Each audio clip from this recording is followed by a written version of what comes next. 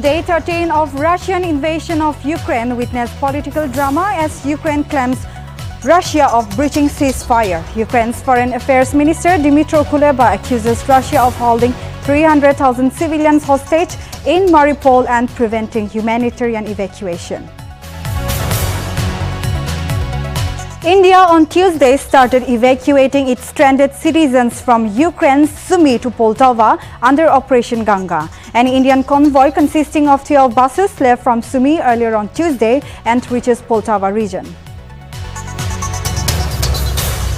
Chief Minister Nipirio, along with Deputy Chief Minister Y. Patton and co-convener of the Parliamentary Core Committee on Naga Political Issue, T.R. Ziliang, to meet the central leaders, including the Home Minister in Delhi on March 10, to discuss the Naga solution.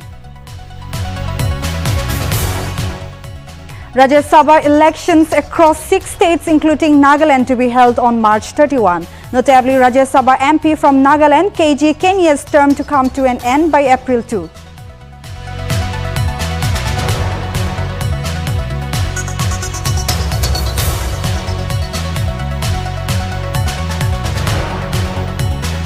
Along with the rest of the world, Nagaland also celebrates International Women's Day on Tuesday, with the Front Organization and women taking part on this occasion with much fervor and joy.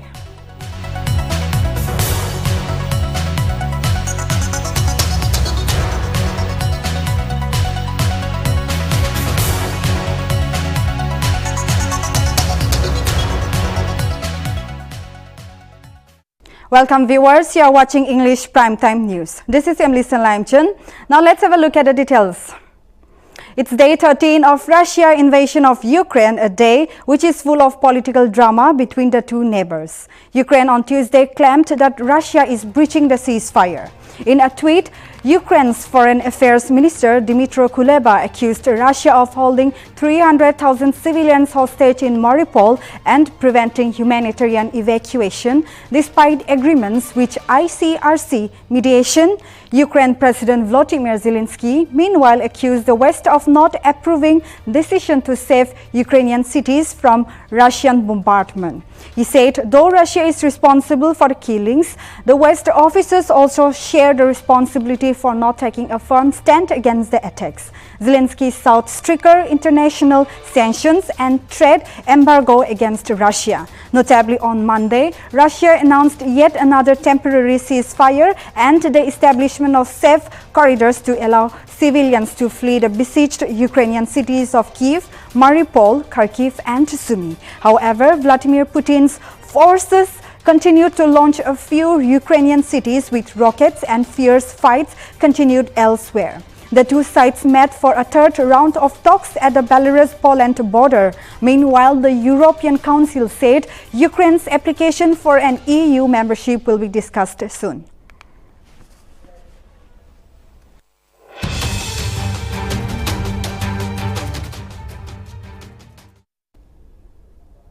India on Tuesday started evacuating its stranded citizens from Ukraine's Sumy to Poltava under Operation Ganga after the announcement of Russian ceasefire today from 10 a.m. Moscow time for providing humanitarian corridors in the cities of Kyiv, Chernihiv, Sumy, Kharkiv and Mariupol. An Indian convoy consisting of 12 buses has left from Sumy earlier today, and all Indians from Sumy has been evacuated. The Indian convoy is escorted by the officials of the Indian Embassy and Red Cross. The convoy also consists of Bangladeshi and Nepali citizens. As per the latest development, the convoy has reached the Poltava region. Earlier, Union Minister Hardip Singh Puri on Tuesday said that all 694 Indian students stranded in Ukraine's Sumy have left for Poltava today. Meanwhile, the Indian Embassy in Kyiv evacuated 75 Indian sailors stranded in Mykolaiv port.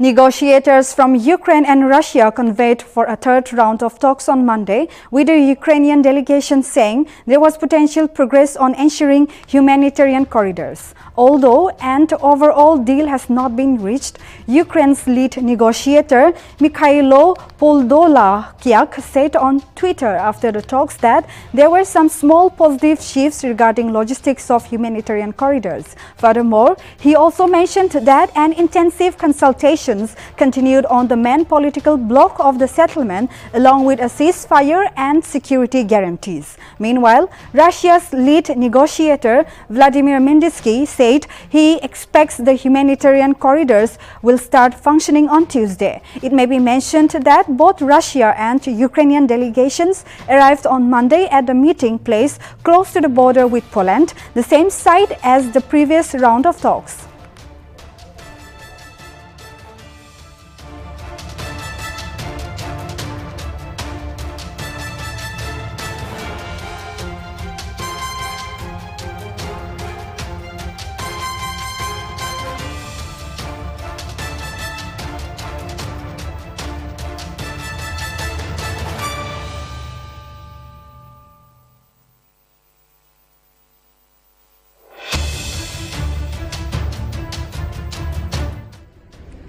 Третій раунд переговорів завершився. Ми отримали деякі результати позитивні з точки зору логістики гуманітарних коридорів. Вони будуть внесені зміни в них і отримаємо більш ефективну допомогу людям, які сьогодні потерпають від агресії Російської Федерації.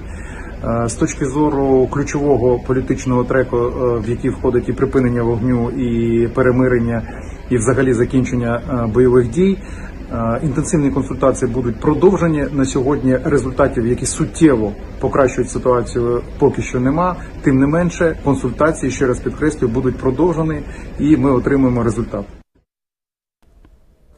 Turkey's Foreign Affairs Minister Mevlut Cavusoglu on Monday announced that a tripartite meeting of the foreign ministries of Turkey, Ukraine and Russia will take place on Thursday in Antalya. He said that the meeting will be held as part of the diplomatic forum in Antalya, in which both his Russian and Ukrainian counterparts Sergei Lavrov and Dmytro Kuleba respectively have confirmed their participation. Furthermore, he expressed that he hoped that the meeting will contribute to further peace and stability in the region.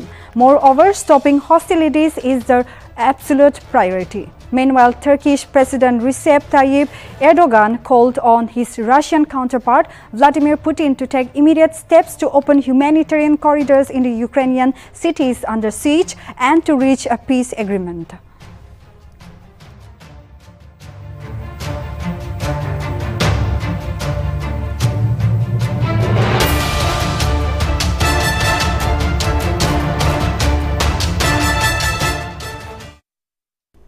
The Chief Minister of Nagaland, Nipurio, along with Deputy Chief Minister Waipeton and co-convener of the Parliamentary Core Committee on Naga Political Issue, T.R. Ziliang, to meet the central leaders, including the Home Minister in Delhi on March 10, to discuss the Naga solution. Notably, the Parliamentary Core Committee on Naga Political Issue held a meeting at Rhododendron Hall, Tumukirima Police Complex on Monday, where they requested the Working Committee, Naga National Political Groups, to abstain from the paper war with other groups or any political party.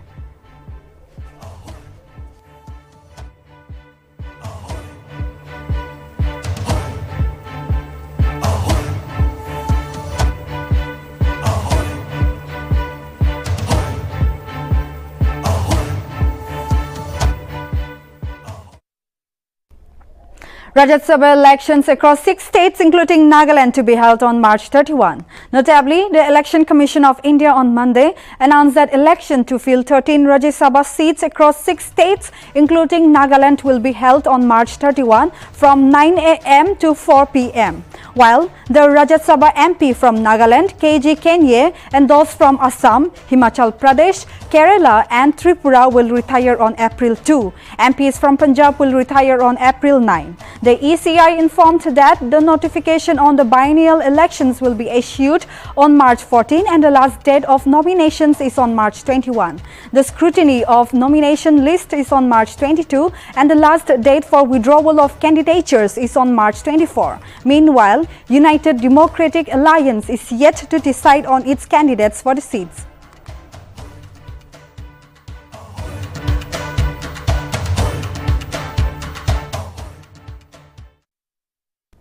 As the entire world celebrates womanhood and their contribution towards the society on Tuesday, on the occasion of International Women's Day, Chief Minister Nipirio, Deputy Chief Minister Yangtungo Peton, MLA and Advisor to Power Department Nltv Hoto Ayemi took down to their Twitter accounts to extend their greetings to all the women of the society. Chief Minister Rio in his tweet wrote that women and girls around the world are held back by expectations, prejudices and stereotypes, and that it is time to change the status quo. He further mentioned that it is time to ensure that people close gender gaps through equitable opportunities for education and employment for a sustainable tomorrow. Meanwhile, Deputy Chief Minister Peton wrote, "Let's continue to strive towards advancing gender parity, break the bias and stand by the women across the globe fighting for equality as we celebrate and reflect on the social, economic, cultural and political achievements of women." Furthermore, MLA Ayemi wrote, "Let us spread the message of gender equality and its cruciality."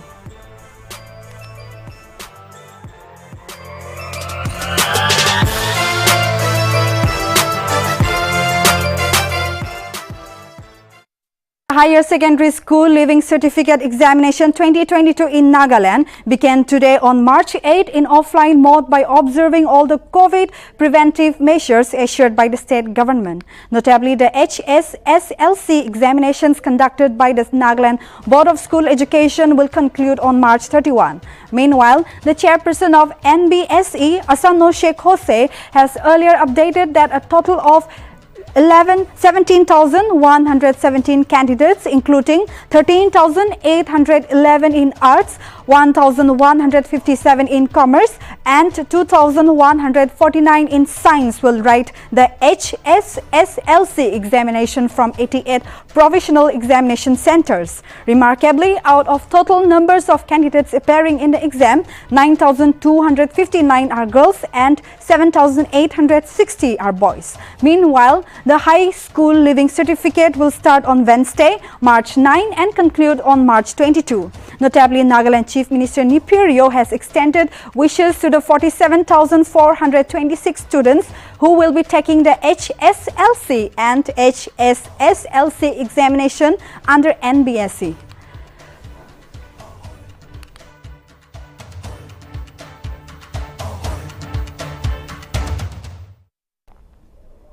Chakasang Baptist Church Council has reiterated its stand on the Nagaland Liquor Total Prohibition Act and urged the government to fully implement the act for the greater interest of the people of the state. The CBCC also stated that it fully endorsed and stood in solidarity with the Naga Baptist Church Council, representing 1,708 churches. The council cited the example of the significant success of implementing the prohibition acts in Gujarat and Bihar. Furthermore, comparing with the contentious issues of the Nltv Act in 1989, urged the government to implement the act in letter and spirit. Furthermore, the council implored the government to aggressively deploy appropriate mechanisms to implement the act with courage.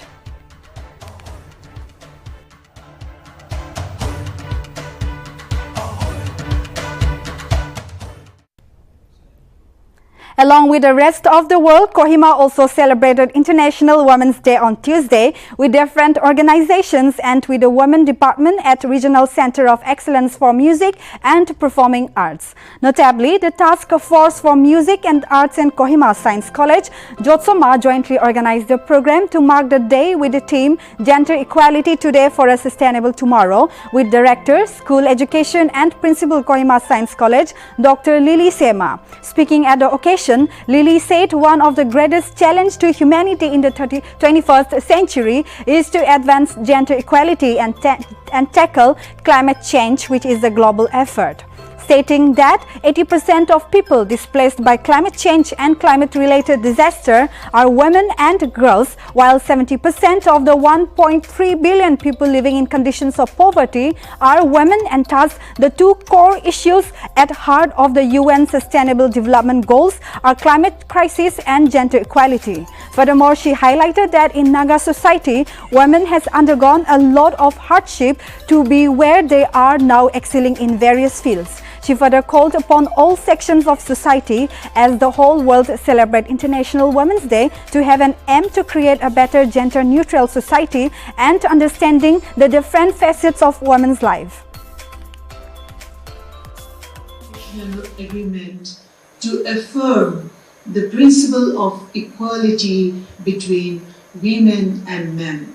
And only on the 8th March 1975, the United Nations celebrated its first official International Women's Day. UNESCO states, International Women's Day is an occasion to celebrate the progress made towards achieving gender equality and women's empowerment, but also to Commemorating International Women's Day, a program was held at Kirezife Village Council Hall on Tuesday to celebrate womanhood. Notably, the program was organized by IDA SBI Gram Seva and ANMA Integrated Development Association and Don Bosco Dimapur.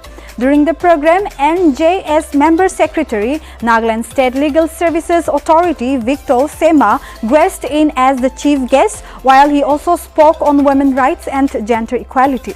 Furthermore, tailoring machines were also distributed during the program to the SHGs of Kirezife village.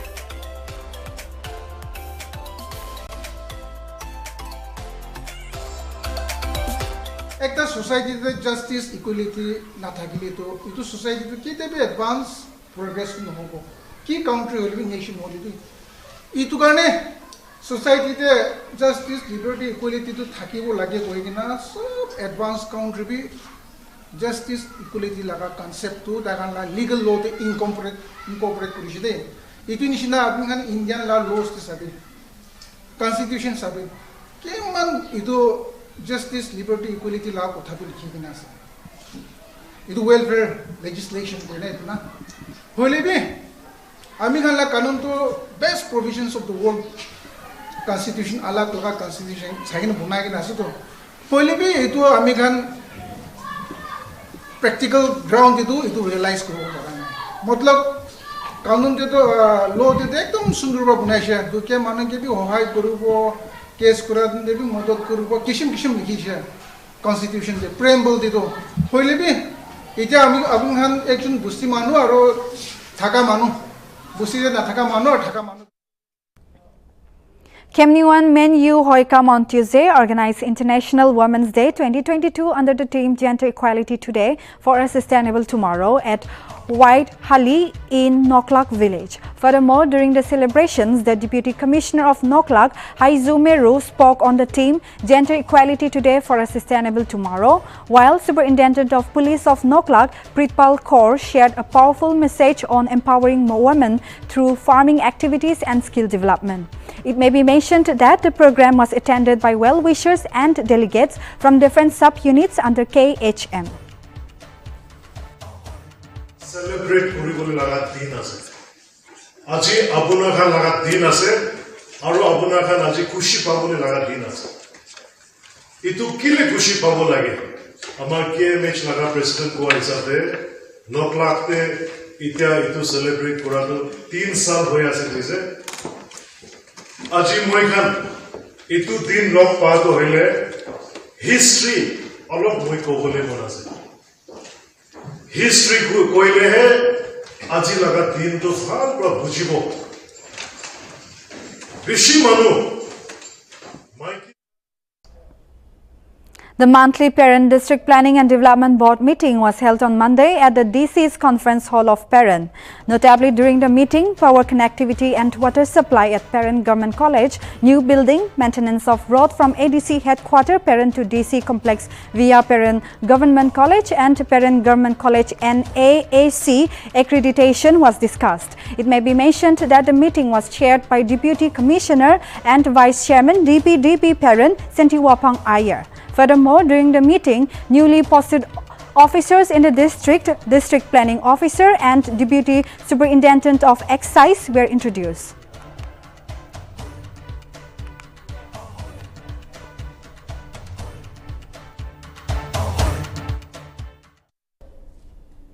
Dimapur Urban Council Chairman Federation on Tuesday held a megaphone distribution program at Neo Colony, Council Hall of Burma Camp.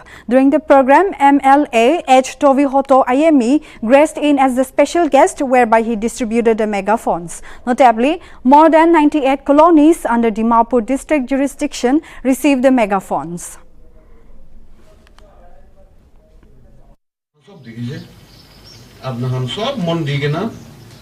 Dimapur ke kinika peace and harmony anibo lage, maintain kobo lage, development in all colonies anibo lage, cleanliness kinika rakhibo lagibo, social activities kiman participate kori lage, aman sob organize. আৰু আপোনাক নিজৰ involve কৰি নাইছে এইটো বেছি ডাঙৰ কথা আছে ইটো কন্টিনিউ কৰিব কাৰণে আমি একটা এনেকা আজি লোক পাতেম যে আপোনালোকে ইটো বি এনকাৰেজ কৰি আছে the chairman of various colonies you should know that you are a very important person you should know that you are a very important leader of Dimapur. And I'm so very happy, as I said, that I'm in the midst of The convocation of Nagaland University is all set to be held on Thursday at Nagaland University headquarters in Lumami with the Governor of Assam and Nagaland and Chief Rector of Nagaland University, Professor Jagdish Mukhi, as the chief guest. Meanwhile, Chief Chancellor of Rajiv Gandhi University in Arunachal Pradesh, Professor Saket Kushwaha, and Minister of Higher Education and Tribal Affairs, Temchen Imna Alung, along with will grace the event as a special guest. Furthermore, Nagaland University, through a notification, mentioned that all the attendees are requested to strictly adhere to the relevant SOPs issued by the government. The notification furthermore mentioned that the participation in the convocation ceremony will be limited to students and officials only in order to follow the necessary SOPs. Notably, all the concerned may refer to Nagaland University's official website for further updates.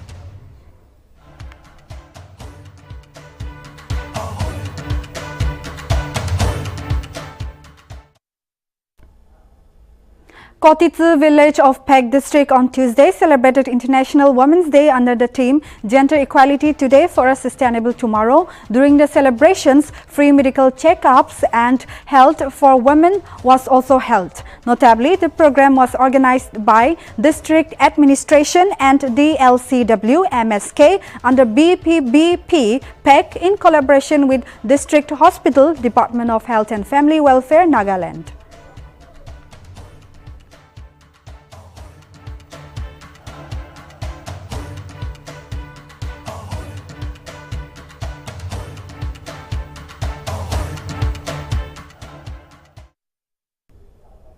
Prime Minister Narendra Modi is likely to chair Union Cabinet meet on Wednesday. Notably, the Cabinet meeting comes amid the ongoing conflict in Ukraine and evacuations of Indian citizens via neighboring countries. It may be mentioned that, according to the Ministry of Civil Aviation on Monday, more than 17,400 Indians have been brought back under Operation Ganga since special flights began on February 22 this year.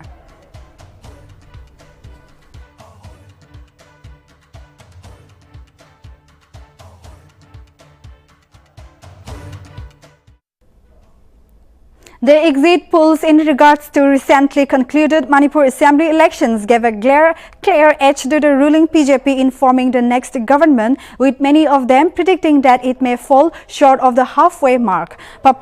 Republic P Mark survey predicted BJP and its allies getting 27 to 31 seats in the 60-member assembly seats. It said that Congress and allies would win to 11 to 17 seats.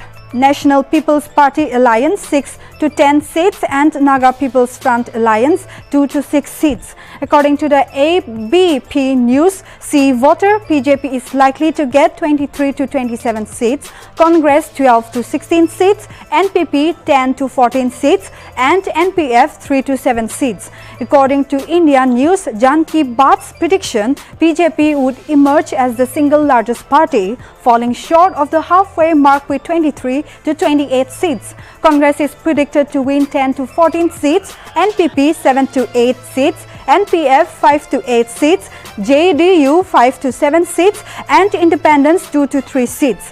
India Today's Axis My India exit poll predicted BJP getting 33 to 43 seats, Congress 4 to 8 seats, NPP 4 to 8 seats and others 6 to 15 seats. Notably, Manipur went on to the polls on February 28 and March 5 in 2 phases, and the counting of the votes will take place on March 10.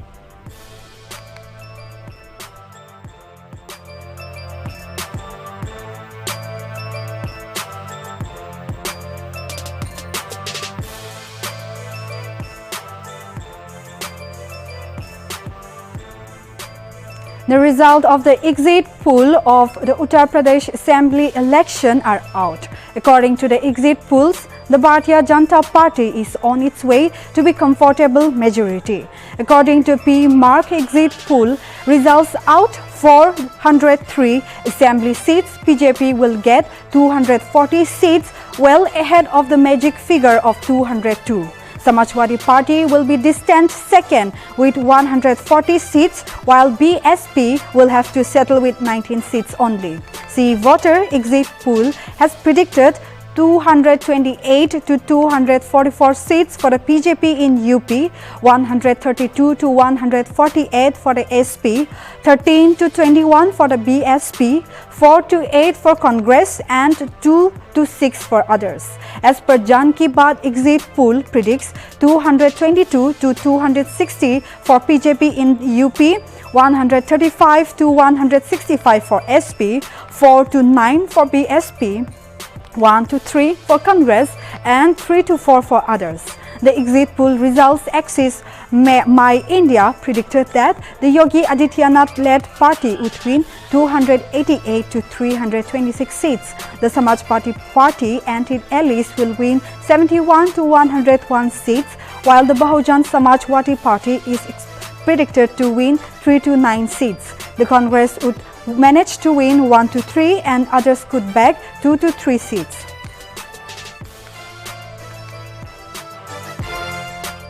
Exit polls on Monday predicted a clear victory for the Aam Aadmi Party in Punjab, with the scale of the party's victory varying across various surveys. Several surveys predicted Arvind Kejriwal-led AAP, which is in power in Delhi, getting a landslide victory. The surveys also predicted that the ruling Congress will finish a distant second in the state, followed by Shiromani Akali Dal, which had allied with Bahujan Samajwadi Party.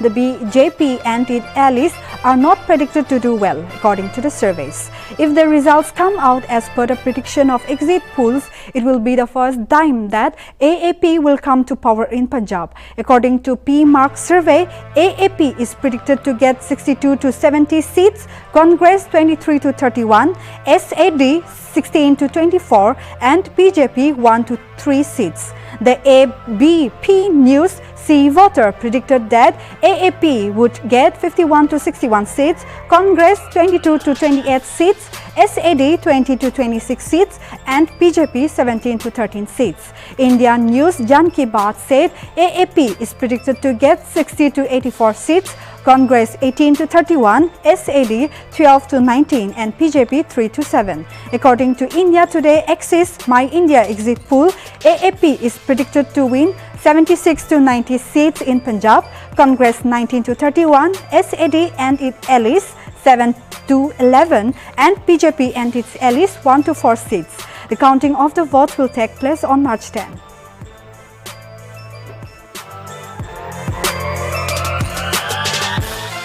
Exit polls on Monday predicted a tight race in Uttarakhand, with many of them giving an edge to the BJP in forming the government. Some exit polls also predicted that Congress would finish ahead and could cross the halfway mark in the 70-member assembly. P-Mark survey predicted that the BJP would win 35 to 39 seats and Congress 28 to 34 seats. AAP could win 0 to 3 seats, the exit poll said. APB News C voter predicted Congress winning 32 to 38 seats, BJP 26 to 32 seats and AAP 0 to 2 seats. According to the India News Jan Ki Baat survey, BJP would win 32 to 41 seats, Congress 27 to 31 seats, AAP 0 to 1 seat. India Today Axis My India exit poll predicted that the BJP would win 36 to 46 seats and Congress 20 to 30 seats. BSP IT said it could win 2 to 4 seats. The counting of the votes will also take place on March 10.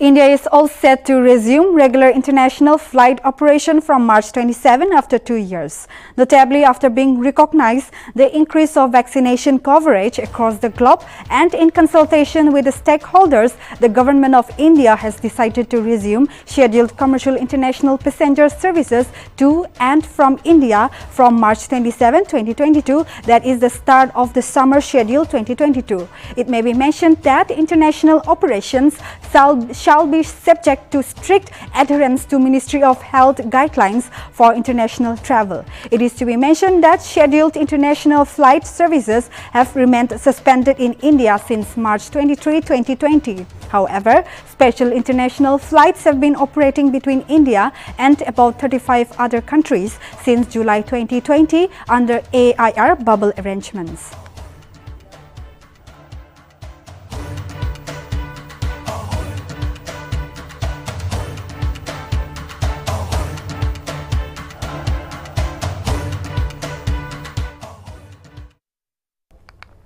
India has condemned the territorial attack on a camp of Milan armed forces in Mondoro, in which 27 soldiers were killed. A statement from the Ministry of External Affairs stated that strongly India has condemned the attack that took place on March 4, 2022 at Mondoro in the central region of Mopti in Mali.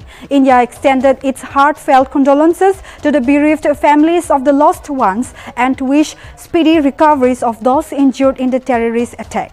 27 soldiers were also killed in a territorial attack against the Milan Armed Forces security post, and the attack involved the upset of vehicles. Bombs also injured 33 soldiers. Milan has been facing multifaceted security, political and economic crisis since 2012. Jean Hua reported, adding that the independence insurrections and the jihadist incursions and the intercommunal violence have caused thousands of deaths and left hundreds of thousands of people displaced, despite the presence of UN and European forces.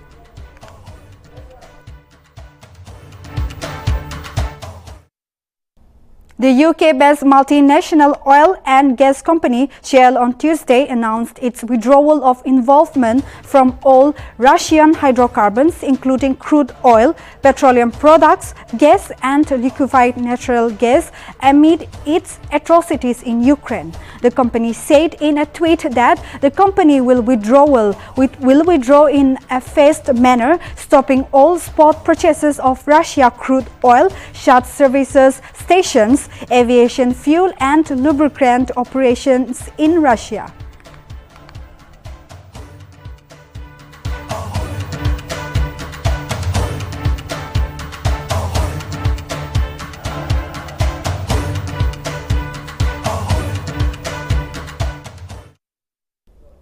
Pakistan People's Party Chairman Lawal Bhutto Zardari has given Pakistan's Prime Minister Imran Khan a 24-hour ultimatum to resign and dissolve the assembly or be prepared to be questioned through a no-trust motion. Reportedly addressing the Awami March participants in Lala Musa, the PPP leader on Monday said that Imran Khan, along with Pakistan Tehreek-e-Insaf government, would be sent packing through all democratic means. Furthermore, the PPP leader said that the selected Imran Khan has become so scared that he has started abusing his political opponents and calling them names. Notably, thousands of Pakistani opposition party supporters rallied on Tuesday to demand that Prime Minister Imran Khan step down or face a non-confidence vote in Parliament, accusing him of mismanaging the economy and poor government.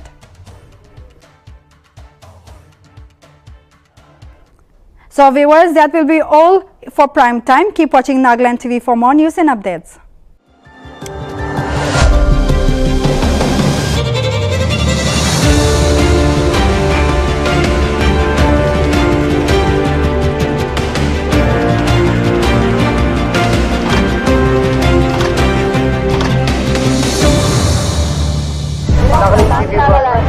Nagaland TV, Sop Manulaga Awas. Watch us live on Geo TV and on your television sets as well. For Dimapur viewers, we are on channel number 10.